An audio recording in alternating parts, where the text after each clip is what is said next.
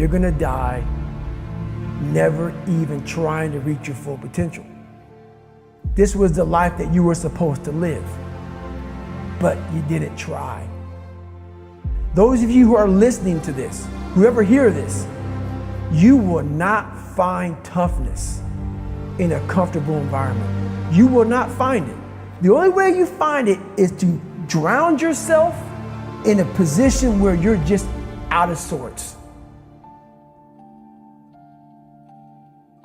We all have two people, and I'm not saying you're crazy.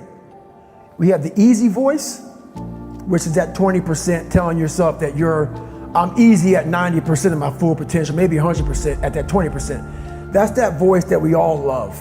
That's that very comfortable voice, that's that mommy holding you saying it's gonna be okay. Doesn't care how good you are, just loves you. Just loves you no matter how messed up you are in life. This other voice that we walk very far away from is a voice saying, hey man, you ain't doing shit. So we try to get this voice out of our head completely. And we live over here in this lane. So what you have to do first is turn up this voice over here. The voice saying things to you that aren't nice.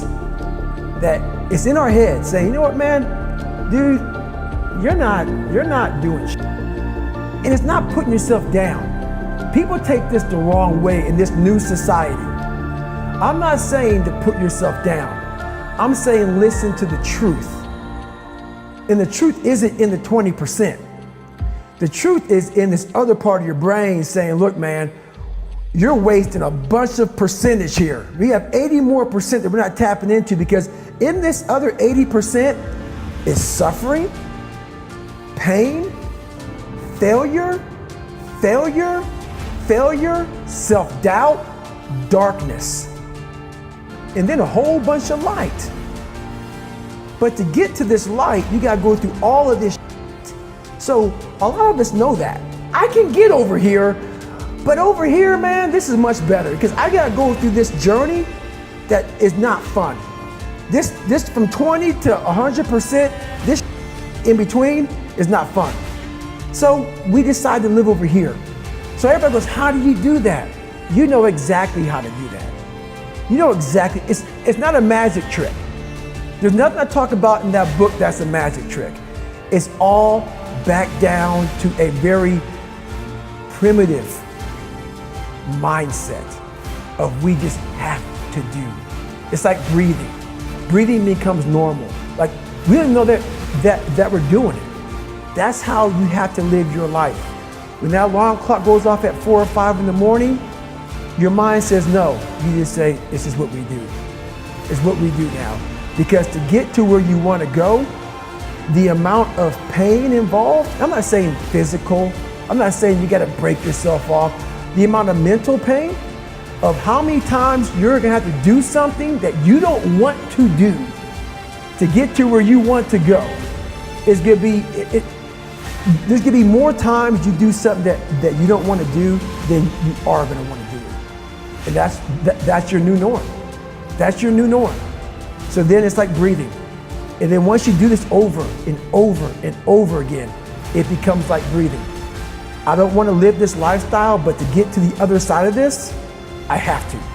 So if you really want it, you realize what trying is and what trying is not. You're not working your butt off hard enough. You're not trying hard enough. We all think we're trying hard, but what are you gauging that off of? I talked to this one kid the other day. College is kicking my ass. I said, what are you gauging that off of? I go, are you trying? He goes, yeah, I'm trying my ass off. I'm studying hard. I go, what are you gauging trying hard off of? Well, in high school, I didn't have to try at all, and I made great grades. In college, I'm trying hard. You're trying hard compared to what you did in high school, which was it came easy to you. So your reality is something you created off of something easy. So you trying hard is 2 hours of studying. I'm gonna tell you a difference in trying hard and trying hard. Trying hard is something in your mind just doesn't stop. Where you know 2 hours isn't enough. When I was 297 pounds and I was fat as hell trying to be a Navy SEAL, the scariest thing in the world to me, even to this day, was that could have been the rest of my life. I thought then I was trying hard. That's the scariest thing in the world. I thought then 297 pound, working for Ecolab, spraying for cockroaches, making $1,000 a month. I thought that was me at my 100% potential. Come to find out, a few years later, I wasn't anywhere near that. 106 pounds less, graduated Navy SEAL training, went on to do all these other things. Looking back on that, that was me trying hard. That's why people gotta understand, what is in us, we have no idea until we start trying hard.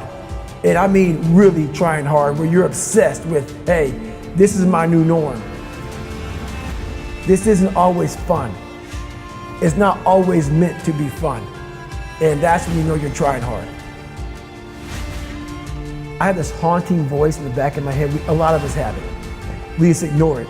And it was there for years. So I knew in the back of my mind that I could pull off this whatever. Whatever I wanted, I knew I could. But I was afraid of the work, because I wasn't gifted with brains. I wasn't gifted with God-given talent as far as like athleticism. So I knew to get to where I had to go, to be on the same playing field as these men, to even try out for this program, I knew the work was gonna be something that I didn't want to even attack. So I would just put it off. But yet you did it. Because it haunted me. The voice in my head said, you know what, man, you're gonna die never even trying to reach your full potential. I developed a reality that wasn't real. That's the thing we always do. We can have a great life, but we always build this reality around the one thing we don't have. So therefore, our great life, we don't even see it. We see the one piece of clothing we weren't able to get versus the amazing things we have. So we focus on that. I was the king of focusing on the one bad thing in my life. The one bad person called me nigger. Everything bad, I focused on that. But over here was a beautiful reality of my life. Even though I came from nothing, where I could have taken my mind for the possibilities of where I can go if I work harder. That was all over here, but I lived in the filth over here. This was the life that you were supposed to live, but you didn't try. Just by going to war with myself every day and putting these challenges and these goals and these obstacles, these insurmountable obstacles. So it wasn't about losing 106 pounds. Me losing 5 pounds was an accomplishment. Me losing 10 pounds and then 50 pounds. And then the more I did this, the more I gained confidence. And then the more I gained confidence, the more I realized, these Navy SEALs, man. These guys can't do what I'm doing right now. I had no coach, had no trainer, had no money. I didn't know how to lose weight. I had no knowledge of what I was doing. I was just working. I was just sacrificing. And then through that, all these different tools started coming up.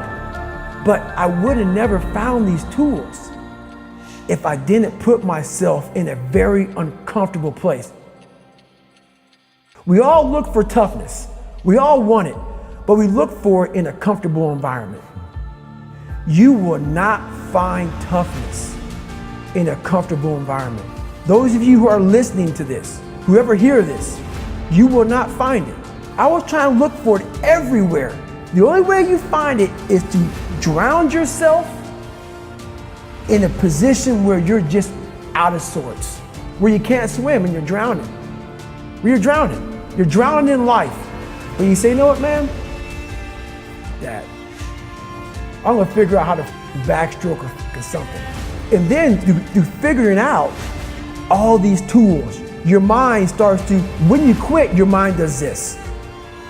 Because you're out. Once you say, I'm not gonna quit, this is the 40%. When you quit, your mind says, we're done. So it doesn't expand. There's no expansion when you quit. When you say, you, this sucks, I'm drowning, I'm miserable, I'm suffering, I'm broken, but I'm not going anywhere. What happens to your mind is it does this. It says, he's not leaving, so we gotta expand, we gotta grow, We got to figure this thing out. So then these compartments in your brain start to they have to work. They have to work. And then you start to engage parts of your mind that you never engaged before. But you can't engage it by sitting back in these nice chairs, drinking this nice water, talking to you, talking about what I want to do. That's where the 40% thing comes in. It comes in when you're in suffer mode and you say, I'm not going to quit. You're forcing your brain now to operate on a level it's not used to, but then it becomes used to it.